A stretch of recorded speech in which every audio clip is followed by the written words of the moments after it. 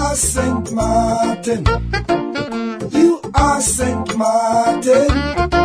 The URSM, the Unified Resilient Sint Maarten Movement, being a political movement, will be hosting a weekly radio program called You Are Sint Maarten, every Wednesday from 6 to 7 p.m. on Radio Mix 94.7 FM. I myself, Dr. Messalina, the political leader of URSM, will be hosting this radio program in which current issues, actualities and general topics will be discussed with the people of Sint Maarten. So join us every Wednesday on Radio Mix 94.7 for our radio show You Are Sint Maarten. You are Sint Maarten. You are Sint Maarten. Dear people of Sint Maarten, good evening. Welcome to your weekly radio program You Are Sint Maarten on Radio Mix 94.7 FM. As you know, we broadcast a radio program every Wednesday from 6 to 7 on Radio Mix 94.7, in which most of the time we have a invitee with us, in which, in the way of an interview, we go through this hour program. I myself, Dr. Marcelina, will be your host in this radio program. As you know, I'm the surgeon, as I always say, for Sint Maarten since 1999, trying to do my best to help the people day and night with their healthcare challenges.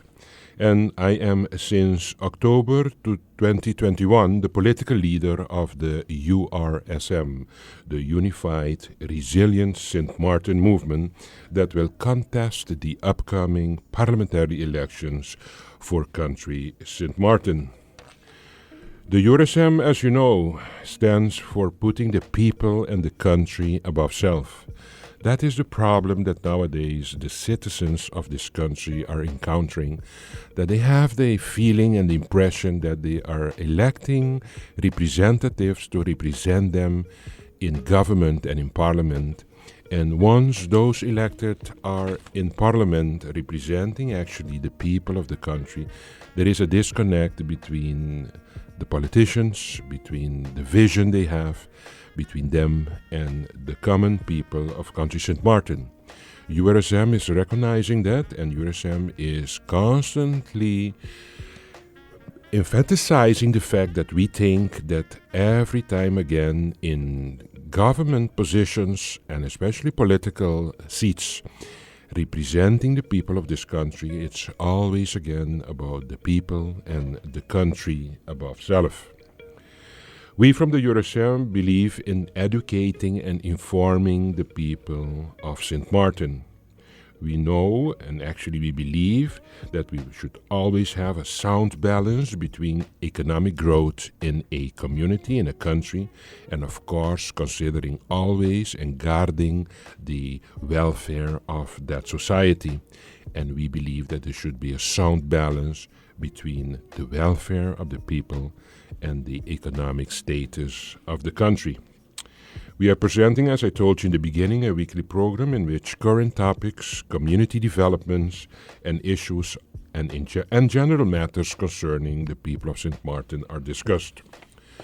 Actually, URSM is a new political movement, but independent if you are part of this movement or not. There is something that the URSM stands for, and is to recognize and acknowledge the new generation, the next generation, the young generation, that actually I believe in 3 to 5 to 10 years from now will take over this country, and they will be the ones calling the shots to determine the future of this country. I am looking constantly in the community of Sint Maarten for also the younger generation that have enjoyed, for example, an education, that are contributing on a daily basis for the development of this country, while nobody knows that they are there. And we are always complaining that we should bring back our young, educated persons, Sint Maarteners, back to this country after their education, while I have the impression and the feeling, and it's my experience, that we have a lot of those young professionals working already in our community, but I think they are confronting their challenges. They are confronting the challenges to be acknowledged, to be recognized, and I do believe from the USM that it's time to offer the dance floor to the new generation, to the younger generation that have the potentials actually to represent our community, to work hard as professionals, to make their contribution for the further development of our beloved Sint Maarten. Today I decided to have a special invité with me in the name of Mr. Stevie Constantin. And going on in our interview with Mr. Stevie, of course, we will know exactly who this Mr. Stevie is.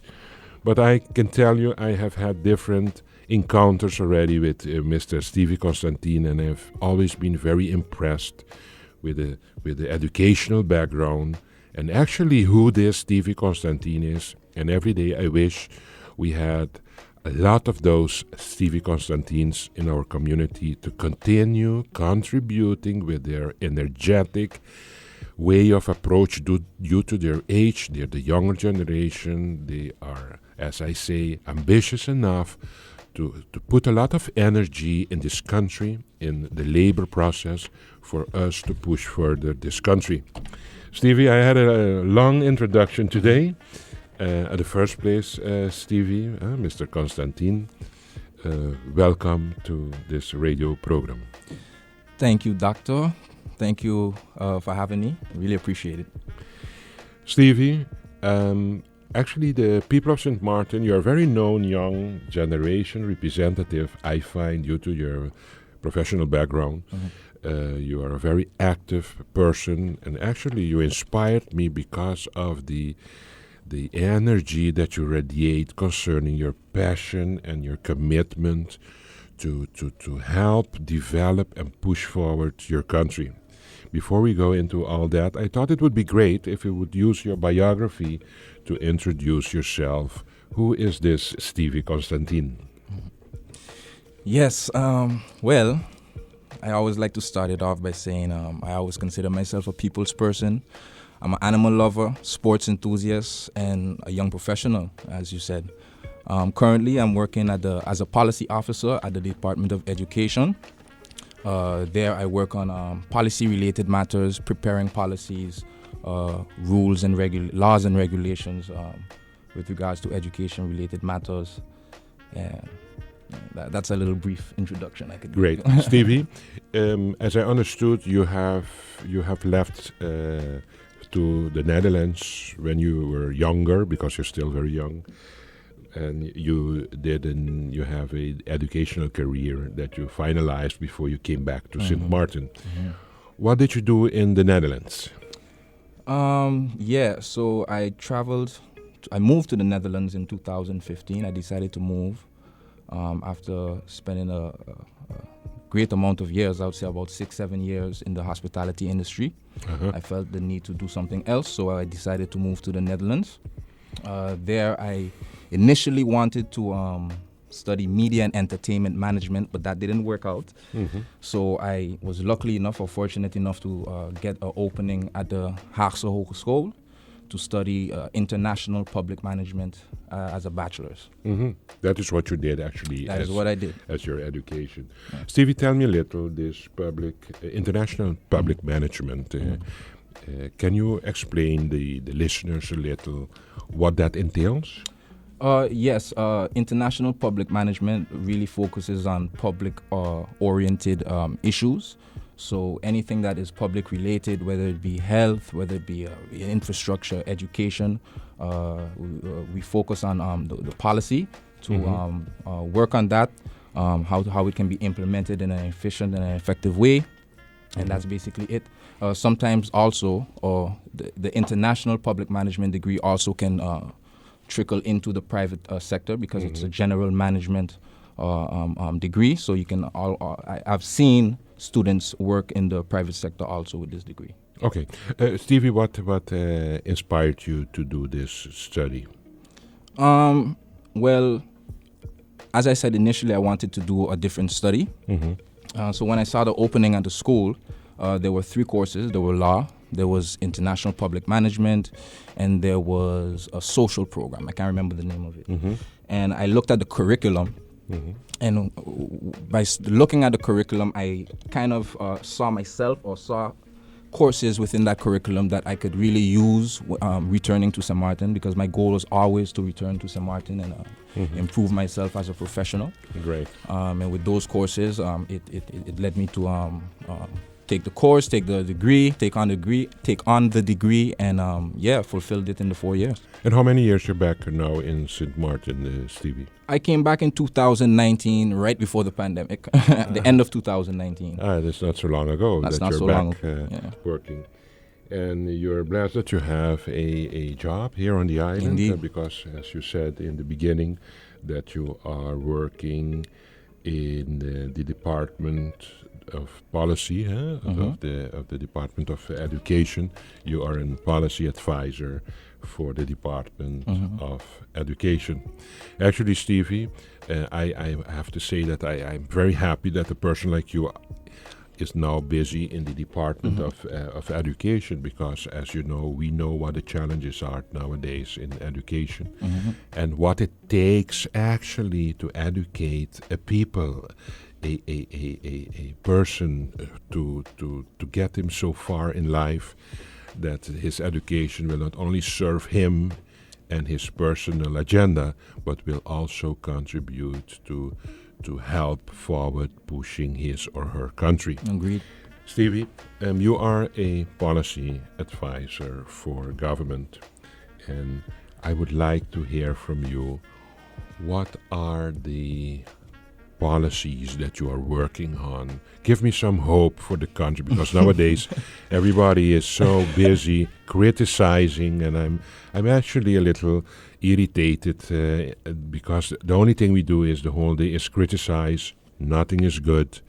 We break each other the whole day. We are all into this bucket of the crap. Everybody is pulling each other down the whole day. Yeah. Instead of what the URSM wants is just to unify, to form a unity, hold each other's hand, and look each other in the eye and say, guys, listen, it's time for us to wake up, hold each other's hands, and try to be constructive with our beloved Sint Maarten, that all of us, each one of us, say every time again that we love, and that is this beloved Sint Maarten. And I think if we all individuals say constantly that we love Sint Maarten, the only way to express this love is to hold each other's hand in this community and try to make the best out of it, instead of breaking each other every day, as we are doing in this particular moment with our mentality, how we are busy with each other. Yeah. So, Stevie, to come back to my question, it would be great if you just give us some hope-giving information that you say, Doc, there are lots of things going wrong, but this Stevie is waking up every morning and trying to still give some hope to this community. Give us some enlightening moments, Stevie. All right. Okay. So regardless of what's negative in the news or what people think, civil servants work. Right? Exactly. We work. And we have to acknowledge that and respect that and be grateful to that, Stevie. Exactly. And working at the Department of Education, I could definitely say and put my head on the block that we work. I've had to. We are busy policy workers. We do our best. Last year was, just to change it up a little bit shortly. Yes. Last year was our theme was excellence in all aspects. This year we're trying to do everything together to reach a 100% mark.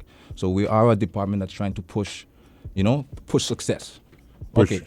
Yes. So government has a lot of red tapes. So when it comes to projects, there are short-term projects, mid-term or long-term projects. Mostly long-term because, of course, it's government, right? But we do our ultimate best to make sure it's an effective and an efficient way of implementing whatever we are doing. Okay, so I am personally working, I'll give you a long-term project and a short-term one. Yeah, very So good. a long-term one is basically we're trying to improve the transition of students from the Caribbean who are moving or who are going to study in the Netherlands. Yes. Our research was done by the Ombudsman of the Netherlands that a lot of students in the Caribbean, specifically Curaçao or Aruba and Sint Maarten, they are not doing well in school because of the preparation phase, the transition phase, and the phase from returning. But let's talk about the preparation and the transition. They don't feel like, as if students are preparing themselves enough before they're going to study. That affects their continuity of their study. For example, you wanted to be a doctor, but you really don't understand the life environment of the Netherlands. You don't understand the curriculum. You don't really know if you want to be a doctor. So when you go, most students, research has stated that they switch studies or they drop out. Most students. So you have a lot of dropouts. You have a lot of dropouts. The dropout Yes. rate is high, and then Yes. the switching also delays their finishing, the successful finishing in the 4-year period. So all of that we're working on in a collaborative effort with our island brothers and sisters, Curaçao, Aruba, Sint Maarten, and the Netherlands, to figure out a plan. But of Stevie, approach. that is a very, very interesting topic that you are touching base on now, and that is, of course, the preparation of our group of students that are leaving, for example, for the Netherlands, and that is this topic is actuality since I was a student leaving secondary school to go to Holland to study, and in this case, I went, as everybody knows, to become a doctor. Indeed. And thank God I could finish it. Yeah. But okay, but it costs a lot. Yeah. You have a lot of challenges. First of all, you're not in your environment. Exactly. Secondly, all of a sudden you're standing on your own. You have to take decisions in life for yourself. Yeah. Actually, it starts that you have to start managing your own finance to get through every month, Goes paying the deep. rent of your room that you had. In my time, it is Indeed. just a small studio room you had. It's still the same. And then it's the challenge of the language, because we speak a lot of English in Sint Maarten, Yes, sir. and we are not so strong in our reading and writing of Dutch, and actually a lot is in Dutch in the Netherlands, of course.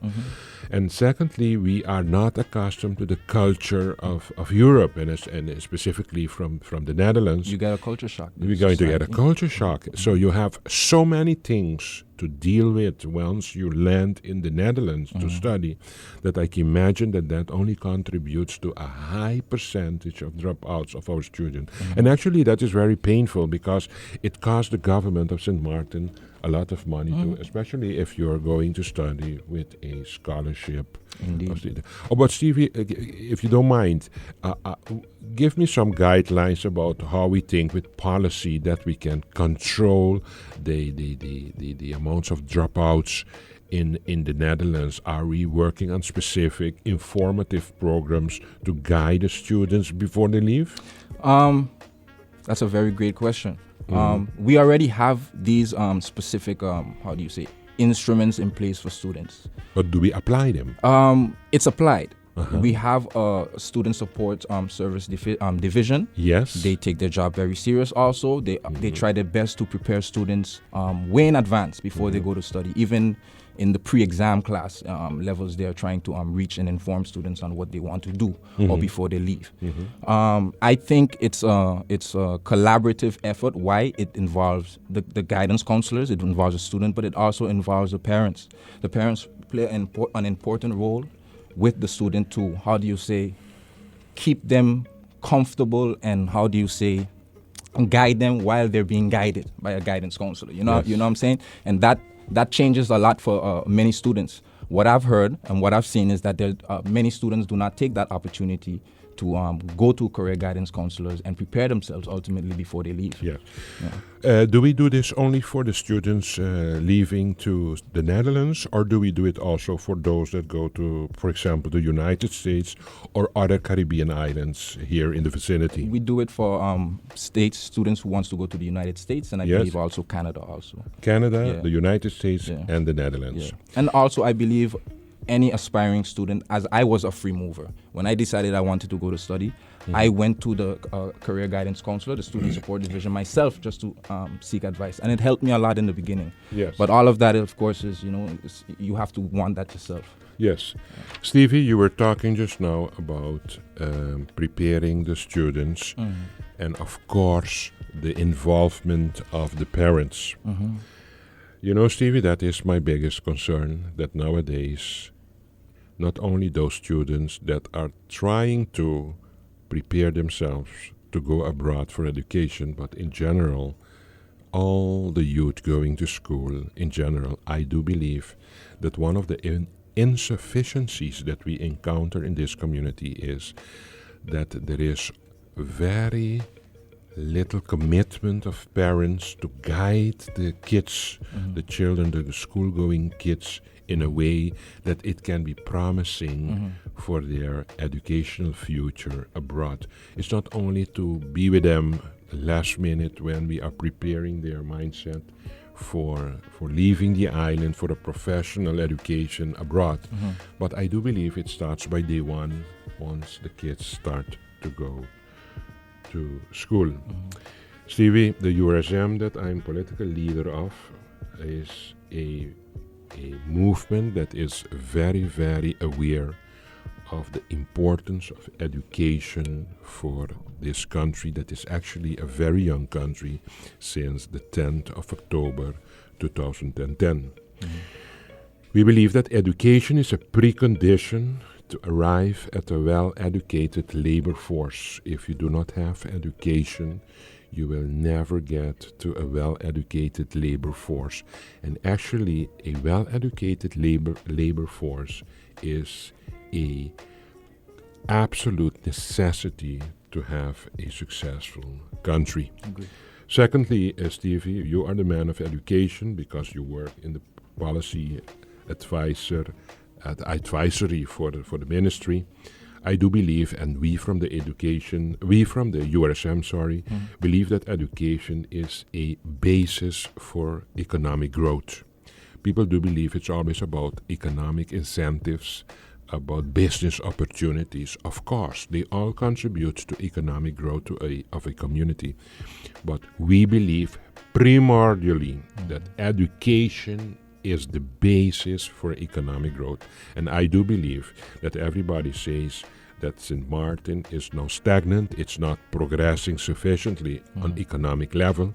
And I do believe, but people don't recognize or believe that, I do believe that the education level of our community is withholding us, it's keeping us backward for us not to progress in our economic growth. And that has to do that we do not have a significant percentage of our community that is educated. Stevie, I repeat that every opportunity that I get on the radio to tell the listeners that 42% of the populace of this community does not have a secondary school education. Can you imagine that 42% of all individuals that you see in this community, 42% does not have a secondary school education? And now let's go and think further. If you have the 42% that does not have, that means that you have still 58% with a secondary school education, and only a small fraction of this 58% is going to prepare itself for further education abroad. So can you imagine the challenge that we have to have a appropriate percentage representing us on a educated labor level to contribute to the development of this country? It's almost it's a very, very big challenge for country Sint Maarten. Indeed, and working at the Department of Education, I see it. I actually see it. I see the results of it. I see what is going to happen in the next 5 to 10 years if it's not fixed. Of course. And what is important about education also, and I think what we're missing on the island is information providing and information sharing. Yes. What you just highlighted there is a fact. For education. But for education, Of as in the literacy rate. But how many people know that, and how impactful is that message reaching people? Yes. You know? Stevie, I have a third one that I do believe I have to mention, and then time is running for us here. I do believe also that education is the basis for good living conditions for those living in a country. And I do believe that education gives you more opportunities in life. If we understand the concept of what education does with humankind, and we make good use of the perception that we have what education could do with humankind, and we apply it in a good way in country Sint Maarten, I tell you, we are going to be a very successful country in the nearby future. Stevie, the time is running on us. We are having here a great discussion with each other on the topic of education. Unfortunately, time is running on us, so we're going to take a small break, and we will be back in a few minutes. Dear people of Sint Maarten, welcome to the second half of our radio program, You Are Sint Maarten. As I said in the first half of our program, in the introduction, this is a weekly radio program in which we discuss common topics that I think is interesting for the people of this country.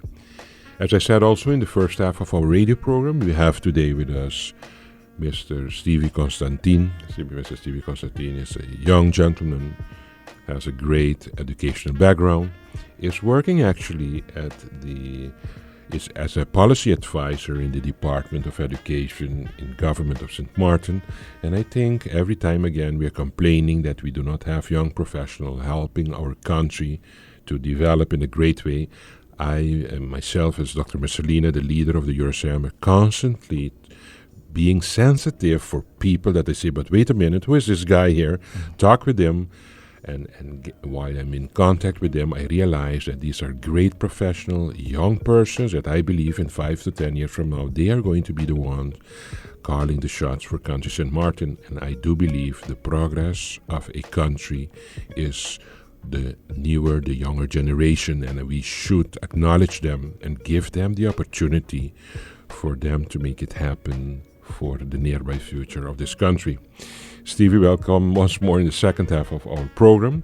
Stevie, as we were discussing in the last phase of the first half of our radio program, you work by the department as a policy advisor by the Department of Education. And as I'm well informed, there is a national summer school program that soon will be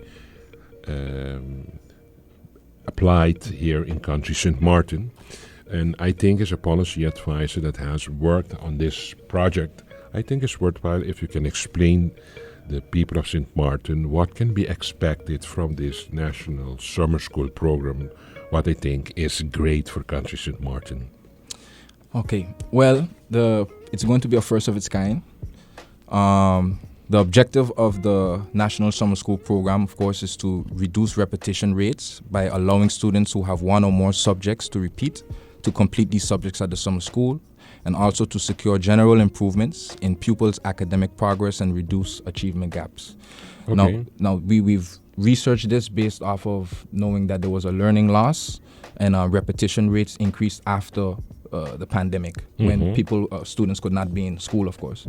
So to solve that problem, we developed a curriculum along with collaborating with some experts to implement a 3-week summer school program that's going to start in July.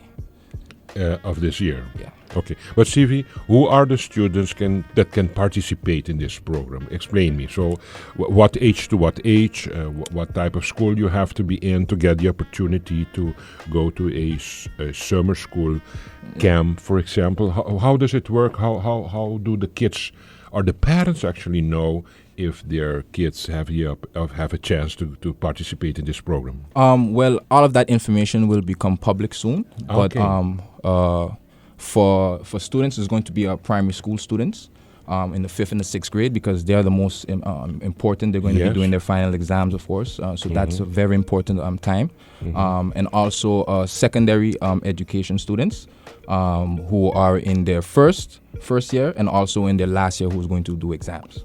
Okay. So, and secondary school is the ones that are already in the first year, going to their second year, and those that are going to the final year. The final year, for example. Yeah. These are the ones that have the opportunity to join a national summer school program in Sint Maarten, and it's going to be 3 weeks. It's going to be 3 weeks long. Okay. Will it be for free, you think? It is free. It is free. It is free. Oh, that's great. Subsidized by the government. Okay, Yes. that's nice.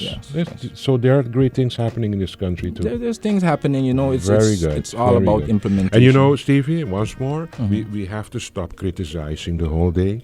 We have to change our mindset, and we have to start being positive to each other too. I agree.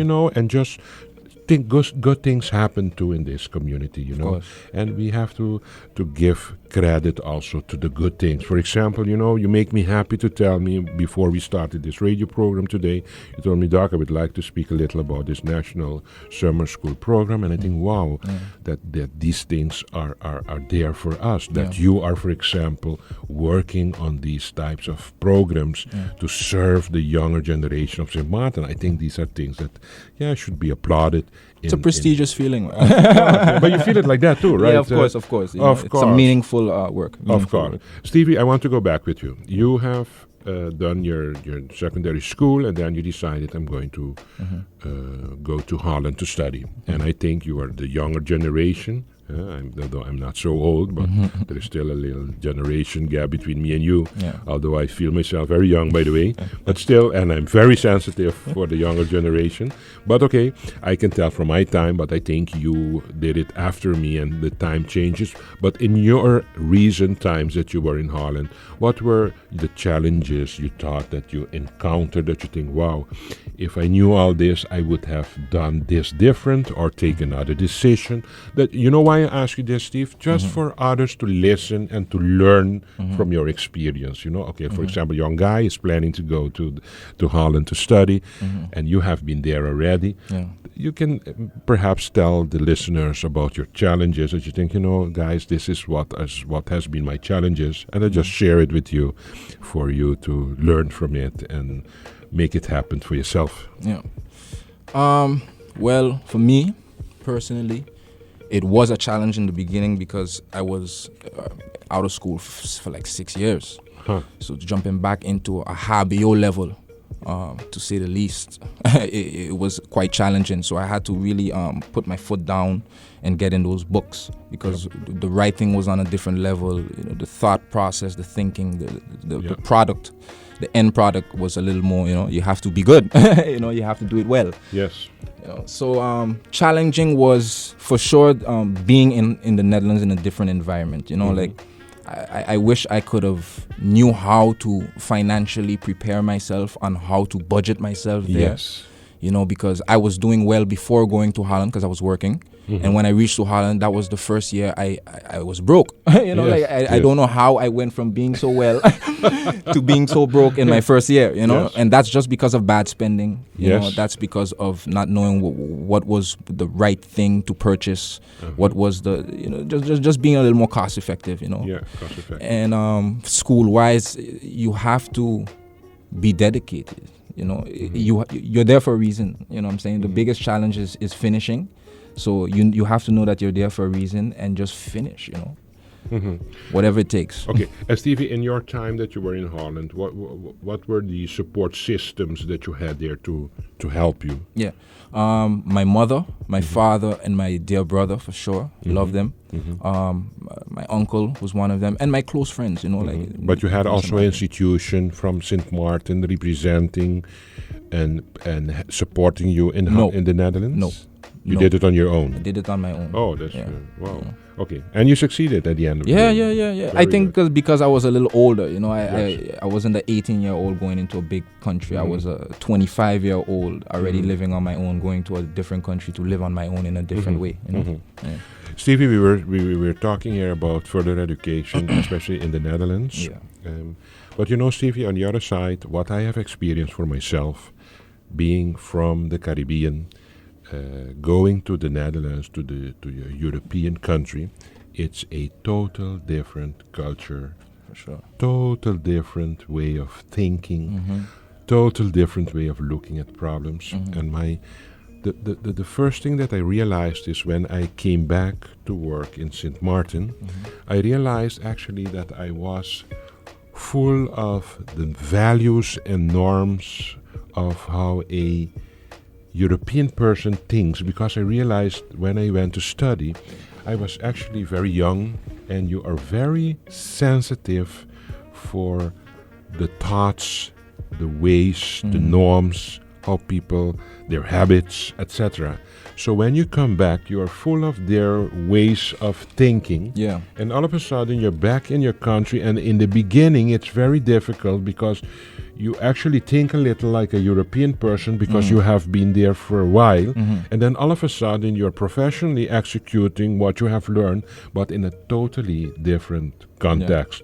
Not only, but especially the context of the culture, for example. Definitely. Okay, Stevie, I do believe, on second thought, that I do believe that you can make great professionals if those professionals come and work in an environment that is little the environment that was there when they were studying.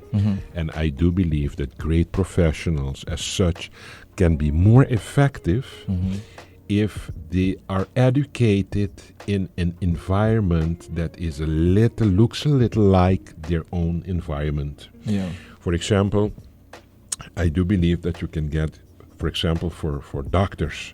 I really, although I have a European education, I studied medicine in Maastricht for 6 years, and then I studied to become a surgeon in Leuven, Louvain, that is very prestigious. Wow. But although I did that, I still realize that you can make great professionals by educating them in the region where they're going to work, because I do believe that as a professional you can better deal and cope with problems if you understand the context Of your own people, your own culture. and your own problems. So you say, but how is it that those problems are so difficult to solve, while for example, in Holland we could deal easy with them. Yeah. And all of a sudden I see here that it's sometimes very difficult to solve a problem that I thought would be easy to solve. And then you realize that all problems can only be tackled and solved if you understand the context in which these problems are born.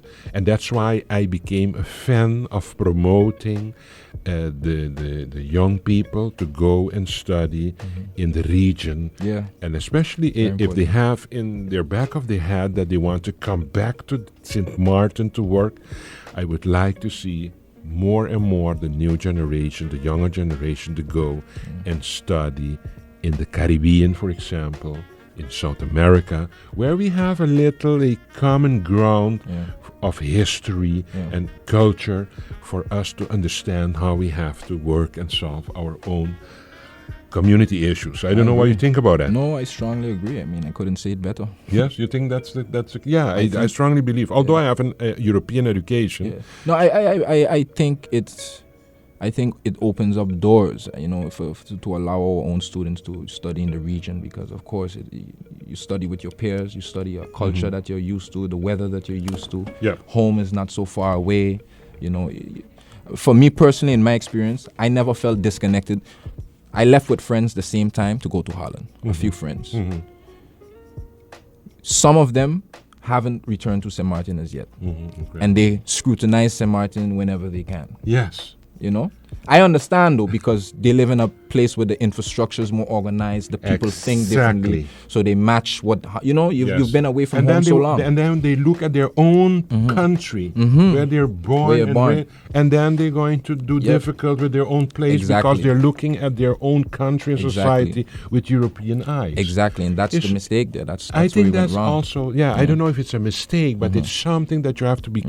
You have to be aware of. You have to be cognizant of it. Of course. And I do believe you have to be very critical with that part of the education, especially when you get that education in an environment, in a culture that is not similar to what you are accustomed to. I agree. I really experienced that enormously when I came back and when I was a surgeon living in Belgium also for my education as a surgeon. I came back and I was looking at my own people actually with the eyes of European people, and that is not good. After you came from Belgium. Yes, because you really think, hey, this is the way to solve the problem, but you forget that the success of solving a problem is how good do you understand the context, the community in which this problem is presenting, So you have to readjust your mindset if you want to be successful in your own environment. That's commendable of you to even think that way. Yeah, man, but you have to, because if you want to help your country, will have to look at ways to stimulate your people to get an education in a way that they can really come back and really put the shoulders under the problems of this country and try to help solve them for us to have a great country status in the nearby future. You know, we are a country, but there's a lot still to do, Steve, before we can say that we are a autonomous, self-sustaining country in Sint Maarten. But okay, it's a matter of working hard with our future and especially with education for us to get there with this country. Yeah. Stevie, one more question I have for you. What is the most, what do you think should be great developments on educational level for Sint Maarten? What do you, sometimes you go to your work and I'm working in the field of education, but I dream to see this happen on the educational level for my country. Is this something that you're dreaming of for your Sint Maarten? I mean, there's many things that I could speak of. There's many things that I could speak about that education related that I believe needs fixing or improving. But at the top of my head, I would say our language policy. You know, our language. We need to define what our language in Sint Maarten really is going to be or really is. And I personally feel it should be a multilingual policy because we have French side at the border, so we need French in that. You know, we have to have Dutch, of course. We have a predominantly speaking English place, so English has to be there, and Spanish. So if we could have a multilingual language policy, I think it will help everyone. And just to give an example, the other day, a close friend of mine who is of Haitian background sent me a form that was sent by the court to him. Which was from the deurwaarder. And he's asking me to translate this for him because he doesn't understand. And basically the deurwaarder is telling him that he has to pay 72,000 guilders in 2 days, right? So he doesn't understand this. He has a business. He does everything by the books, or he works with his accountant, but because the documentation is in a language that he can't process, it's going to hamper him. It's going to happen. You know, we need to fix that. Of course. Stevie, you said something very interesting just now. About your vision of education. You know, Stevie, I'm sometimes a little worried about the future on education level for our country, and I will tell you why. We are in a status of being a autonomous country. That means actually that we can determine for ourselves how we want to organize our country. But there is a big challenge in our country, and that is that we want to be an autonomous country, so we will have to have a great education system for the people of our country. But on the other side, you said something great.